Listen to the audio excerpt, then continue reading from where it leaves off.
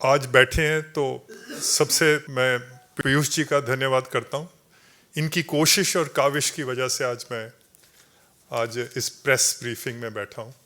हमारे पंजाबी में एक कहावत है कि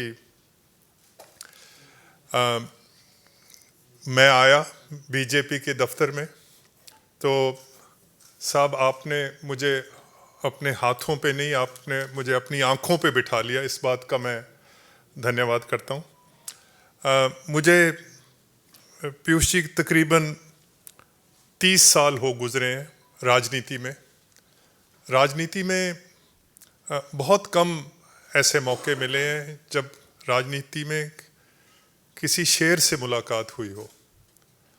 कुछ दिन पहले मेरी एक शेर से मुलाकात हुई और वो भारत के गृह मंत्री, और उन्होंने मुझे एक बात कही जो मेरे को दिल को छू गई। उन्होंने मुझे बोला कि पंजाब ने हिंदुस्तान के लिए 400 हमले झेले हैं। 400 मर्तबा हिंदुस्तान पे जब आक्रमण हुआ तो वो पंजाब ने बर्दाश्त किया है।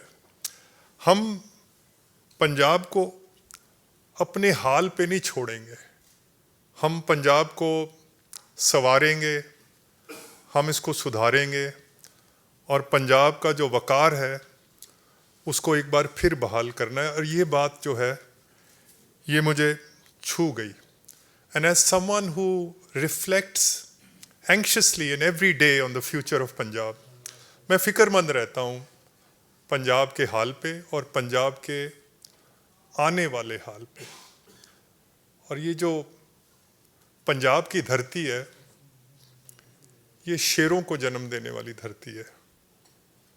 ये वो धरती है जिसको भगवान ने हरे खेतों और दरियाओं से ऐसे सजाया जैसे मेहंदी से किसी दुल्हन को सजाते हैं।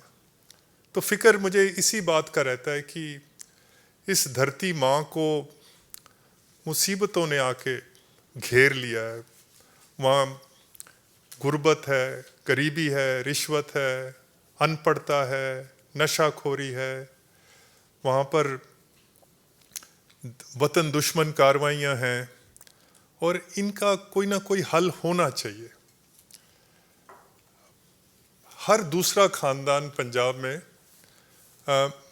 पाकिस्तान से आके बसा हुआ है। Every second family has actually emigrated from Pakistan. और आपकी तो उम्र बहुत कम है, शायद इसको आपको दिलचस्पी भी इसकी आपको कम होगी, पर 10 लाख आदमी थे जो जब हिंदुस्तान और पाकिस्तान का विभाजन हुआ तो 10 लाख आदमी कत्ल हुआ हमारा। लाखों माएँ थी हमारी जिनके सिरों से चादरें छीन ली गई। हमारी बेटियां थी जिनके सिरों से दुपट्टे नोच लिए गए। लाखों बुजुर्ग थे हमारे जिनकी जवान लाठियां थी, जो बुढ़ापे का सहारा थी, वो टूट गई। 10 लाख आदमी कत्ल हुआ। फिर जाके 15 अगस्त 1947 का सूरज चढ़ते हमने देखा था और इस उम्मीद से आए थे कि ये किसी आज़ाद मुल्क में जा रहे हैं, मेहनत और मोहब्बत से अपने आने वाली नस्लों का हम कोई जो भविष्य है वो बनाएंगे। तो इस बात का हमेशा हमें पंजाब वाले लोगों को ये फिक्र रहता है कि वो जो सपने थे वो सपने जो हैं वो साकार होने चाहिए। तो वैसे तो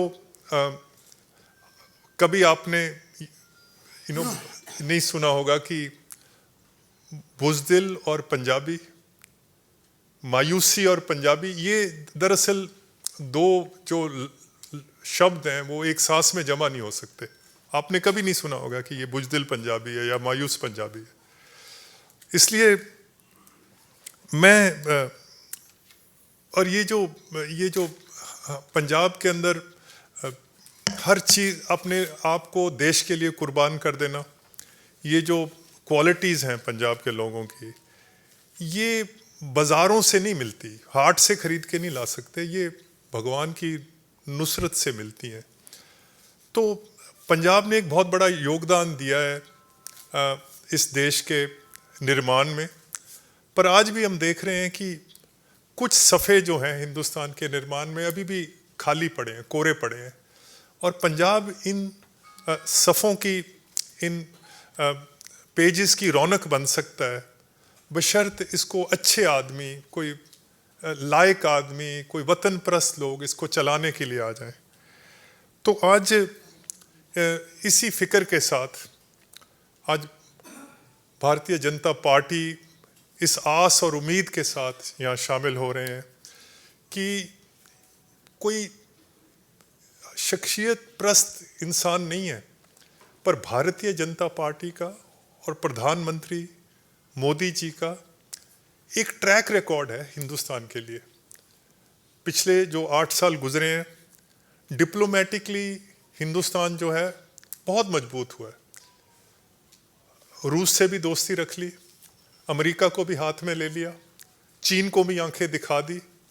और पीयूष जी शायद इस बात की तायद करेंगे कि बहुत सस्ता तेल मिल गया हिंदुस्तान को। अगर सस्ता तेल ना मिलता तो देश में बहुत महंगाई होनी थी। आज यूरोप में, नॉर्थ अमेरिका में महंगाई बहुत है। अगर ये सस्ता तेल ना होता तो हालात बिगड़ सकते थे। हिंदुस्तान की जो इकोनॉमिक पॉलिसीज हैं पिछले 8 साल से, जो मोदी जी की खास करके PLI जो स्कीम आई है, वो मेक इन इंडिया की जो सारा है, वो देखें, उसकी वजह से हिंदुस्तान दुनिया की फैक्ट्री बन जाएगा। हिंदुस्तान वो हिंदुस्तान नहीं रहेगा जो आपने और मैं जिसको जानते हैं, हमारे बचपन वाला हिंदुस्तान नहीं है। हिंदुस्तान ने तरक्की बहुत करनी है।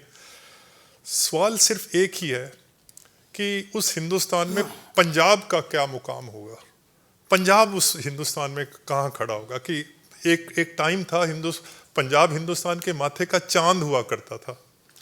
कोई बहादुरी का मेडल आता था, पूछने की बात नहीं है, वो पंजाब से ही होता था। किसी से कोई खेल में कोई मेडल आता तो पंजाब से ही आता था।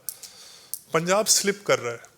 और आज ये जो चुनौतियां हैं, अगर इसको कोई ना कोई हमें कोई पटड़ी पे चढ़ा सकता है तो वो प्रधानमंत्री और उनकी जो टीम है, ये जो मेरे बगल में बैठे हैं।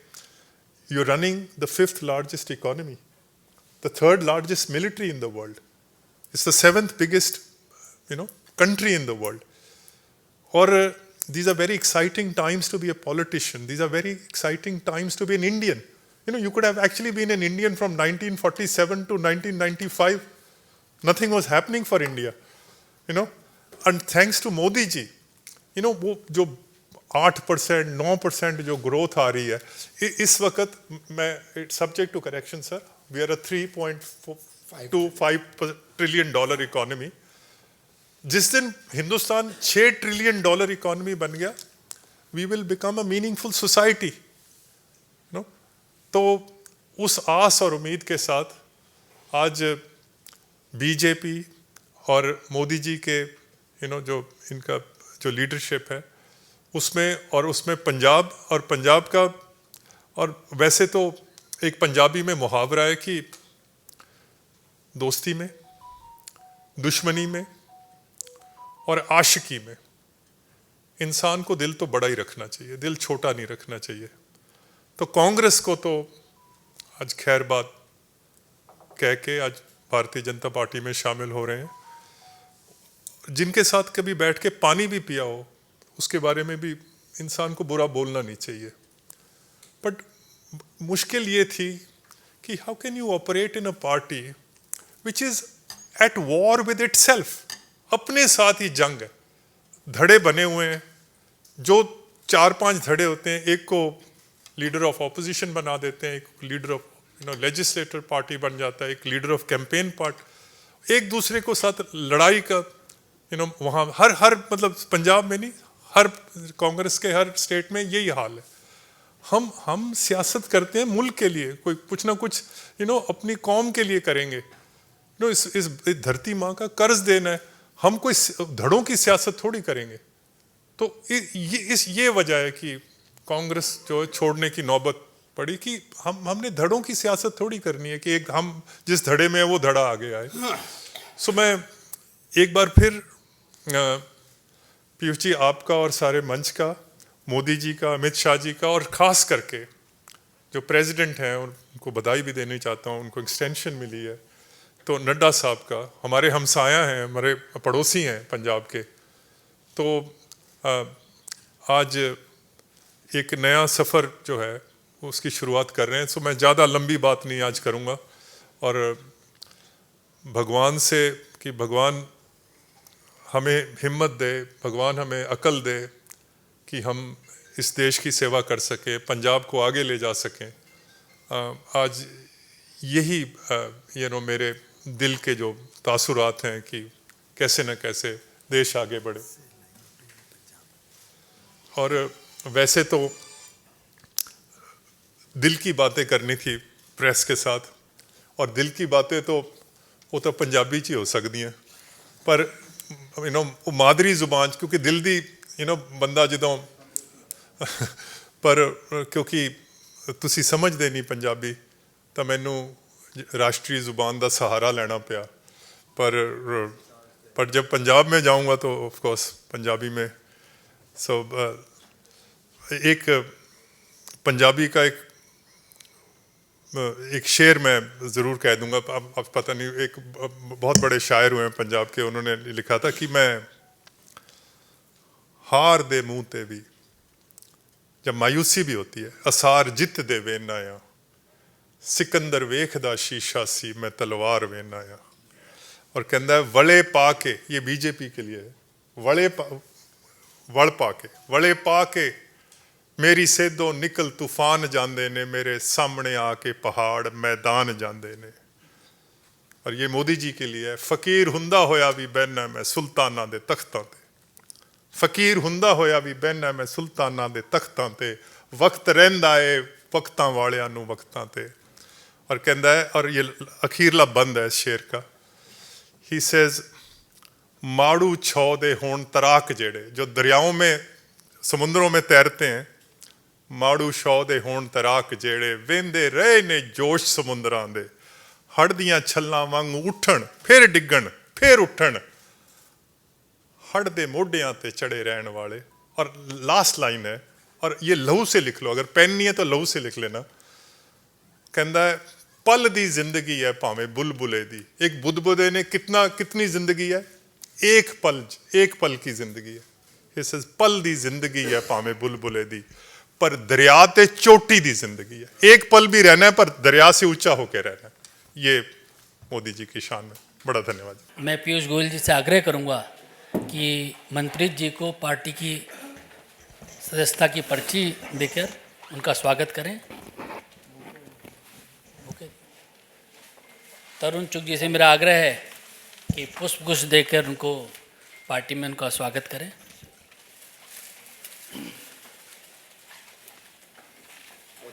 साथ में देते हैं।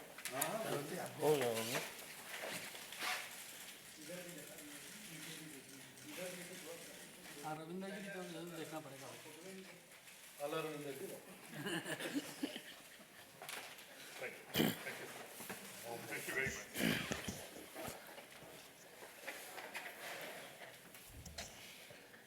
मेरा आदरणीय पीयूष गोयल जी से आग्रह है कि मनप्रीत सिंह बादल जी का शब्दों के माध्यम से पार्टी में स्वागत करें। मित्रों, मैं अपने आप को सौभाग्यशाली मानता हूं कि मुझे आज ये अवसर मिला एक इतने विद्वान,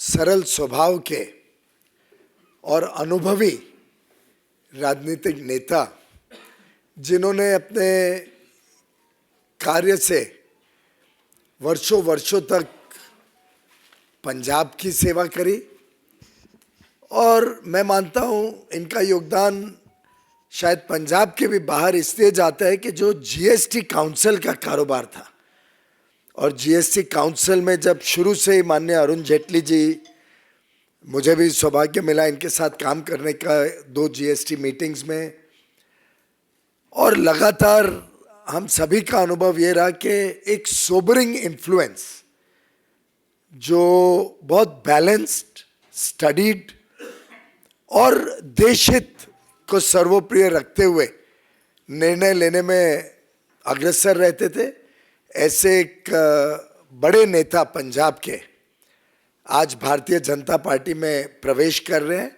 आपका मनप्रीत सिंह बादल जी, तहे दिल से स्वागत है, और मेरा विश्वास है कि आपके आने से भारतीय जनता पार्टी मजबूत होगी, पंजाब में भी, देश में भी। हमारा जो एक अटूट रिश्ता है सिख समुदाय के साथ, और माननीय प्रधानमंत्री नरेंद्र मोदी जी ने जिस प्रकार से लगातार गत 8 साढ़े 8 वर्षों में अलग अलग तरीके से सिख समाज के साथ सिखों की बात, सिखों की चिंताओं के ऊपर गंभीरता से निर्णय लेना। हाल में ही मैं अमेरिका में था प्रवासी भारतीय दिवस के दिन, और वहाँ एक बहुत बड़ा टोली सिख्स ऑफ यूनाइटेड स्टेट्स की मेरे पास आई, और उन्होंने मेरे माध्यम से माननीय प्रधानमंत्री जी का धन्यवाद दिया कि उन्होंने वीर बाल दिवस मनाकर एक प्रकार से एक वर्षों तक जो लोगों के बीच में सरदार सिख समाज के बीच में एक थोड़ी बहुत फीलिंग थी कि जो उनका इतना बड़ा मार्टरडम हुआ है, जो उनकी कुर्बानी है, उसका सही माने में देश ने श्रद्धांजलि नहीं दी है। उस काम को भी मोदी जी ने पूरा किया। करतारपुर साहिब कॉरिडोर हो, अन्य प्रकार से जो मोदी जी का आउटरीच रहा है और जिस प्रकार से आत्मीयता का संबंध रहा है सिख समाज से, उसमें आपके आने से माननीय मनप्रीत सिंह बादल जी, मैं समझता हूँ और नज़दीकी आएगी सब पंजाब में और देश भर और दुनिया भर के सिखों के बीच में, हमारे बीच में। और मेरा मानना है कि आपके आने से आज भारतीय जनता पार्टी को बहुत बड़ा एक पंजाब में भी और देश की राजनीति में आगे बढ़ने के लिए एक बहुत स्वर्णिम दिन मैं इस आज को मानता हूँ। साथ ही साथ एक बड़ी इंटरेस्टिंग चीज़ आपके साथ शेयर करना चाहूँगा।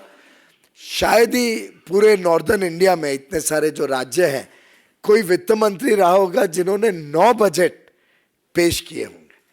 माननीय मनप्रीत सिंह बादल जी ने 9 बजट पंजाब में पेश किए हैं। इनका ऑलवेज बड़ा सोबरिंग इन्फ्लुएंस रहता था, देश हित को सर्वप्रिय रखते हैं, देश हित के पंजाब के हित के लिए चिंता करते हैं। और मेरा जो व्यक्तिगत अनुभव रहा है कई मीटिंगों में, पहले वित्त विभाग के नाते, दूसरा आगे चल के फूड और कंज्यूमर अफेयर्स के नाते, मैं समझता हूं कि माननीय मनप्रीत सिंह बादल जी पूरे समय देश की चिंता करते हैं, पंजाब की चिंता करते हैं। आज सुबह भी जब हमारी मुलाकात हुई तो उनके दिल की बातें निकल रही थी, जिसमें पंजाब में जिस प्रकार से अराजकता फैली हुई है, जिस प्रकार से पंजाब फाइनेंशियली वीक होते जा रहा है, जो नीतियाँ पंजाब में आज के दिन बन रही हैं, उससे जो चिंता उन्होंने व्यक्त की, मैं समझता हूँ उनका संवेदनशील व्यक्तित्व, उसमें मुझे एक झलक मिली। मेरा विश्वास है कि भारतीय जनता पार्टी और मनप्रीत सिंह बादल जी के आज हमारे साथ जुड़ने से पंजाब की जनता की भी सेवा में बीजेपी एक बहुत ही अहम भूमिका निभाएगी आगे आने वाले दिनों में। आदरणीय पीयूष जी, अनिल बलूनी जी, संजय जी, और आज जिन्होंने भारतीय जनता पार्टी की सदस्यता आदरणीय प्रधानमंत्री श्री नरेंद्र मोदी जी की नीतियों और उनके किए हुए कामों को देखते हुए ली है, मैं उनका स्वागत करता हूं। उन्होंने जी आया कहना। पंजाब के अंदर जो मनप्रीत बादल जी का उदय हुआ था 94, तो वो दौर था जब आतंकवाद था, तमस थी, तनाव था। तो मनप्रीत बादल जी ने बाई इलेक्शन 94 में गिदड़वा से लड़ा था और पंजाब में टर्निंग पॉइंट आया था। एक नई सुबह शुरू हुई थी, गैर कांग्रेसी सरकारों की शुरुआत हुई थी, मजबूत सरकारों की शुरुआत हुई थी। और आज मैं समझता हूँ ये टर्निंग पॉइंट फिर आया है 2023 में, जिसमें मनप्रीत जी आए हैं, और ये पंजाब के लिए दोबारा टर्निंग पॉइंट होगा। और पंजाब जिस आज तमस व तनाव से गुजर रहा है, जिस वित्तीय स्थिति से गुजर रहा है, उससे भारतीय जनता पार्टी प्रधानमंत्री श्री नरेंद्र मोदी जी के आशीर्वाद से निकालेगी और मनप्रीत जी का आना एक अच्छी शुरुआत है, अच्छी सुबह की शुरुआत है। और निश्चित रूप से पंजाब भारतीय जनता पार्टी इनके मार्गदर्शन में, इनके सहयोग से, इनके कामों से और तेजी से आगे बढ़ेगी। मैं इनका एक बार फिर बहुत स्वागत करता हूँ।